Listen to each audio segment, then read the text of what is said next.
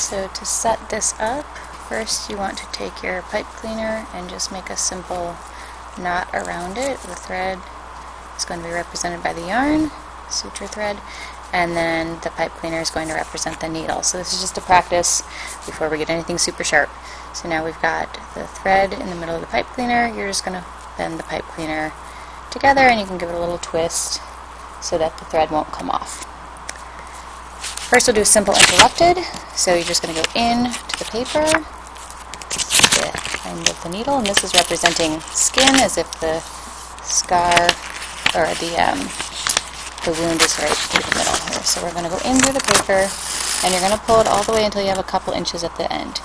Then you're going to come up through the back of the paper through where the suture is going to come out, and kind of just force your pipe cleaner through the paper. You can kind of create little holes in this paper in these spots, so it'll make it a little easier. Pull this out all the way. So now you've got a long end and a short end. The long end has the needle. You're going to take your needle holder and you're going to wrap it around one full way, one time, using the end, grab the other end of the string and pull opposite. Then you're going to take, you can move the paper so it's a little easier. You're going to take the needle pliers again and wrap it around again one more time, and then grab the end of the string and pull through. And you can see that makes a nice square knot. And then you could take your scissors and cut off that string, and you've got a simple interrupted suture.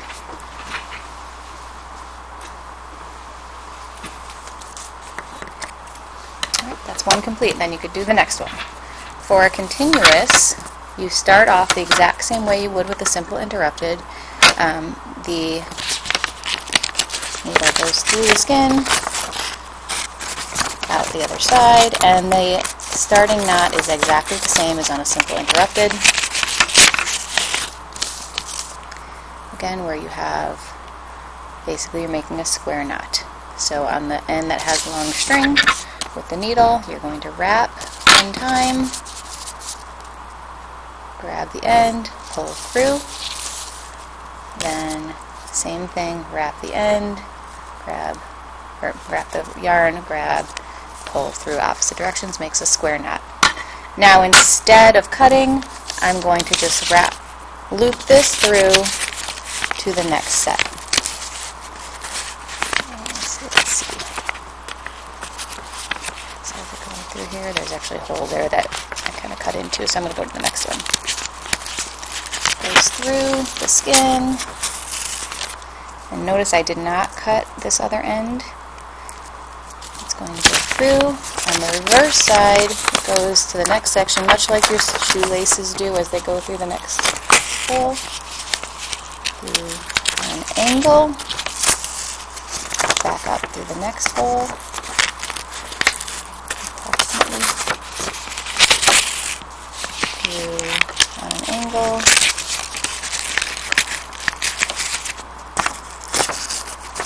back up to the next hole, and you continue on until you get all the way to the end. And then I'll show in another little video how you can do that end. Well, actually, I'll do it now. I'm going to take this out just so I can give you enough room. Alright, so let's say this is the end and I wanted to tie this part off. You go next to it and you create a little loop. Okay, create that little loop there. I'm going to leave that loop where it is. Then I go over as if I'm going to just make my next hole.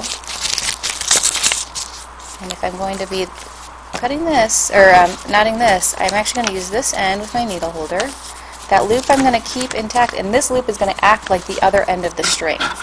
So just like I would have done before, you're going to loop around, and instead of grabbing the end of the string, you're actually going to grab the loop of the string and pull that loop through.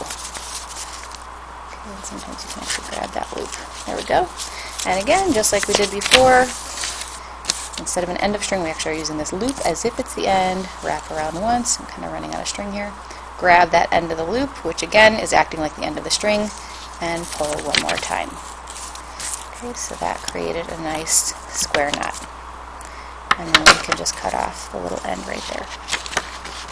Alright, so that shows how you can use make a simple interrupted suture using square knots, and a continuous suture, starting with a square knot and ending, or standard square knot, and ending with a fairly standard square knot, except you're creating a little loop which kind of mimics the end of the string so that you can tie off using that little loop. Okay, and those are the two you're going to be practicing today.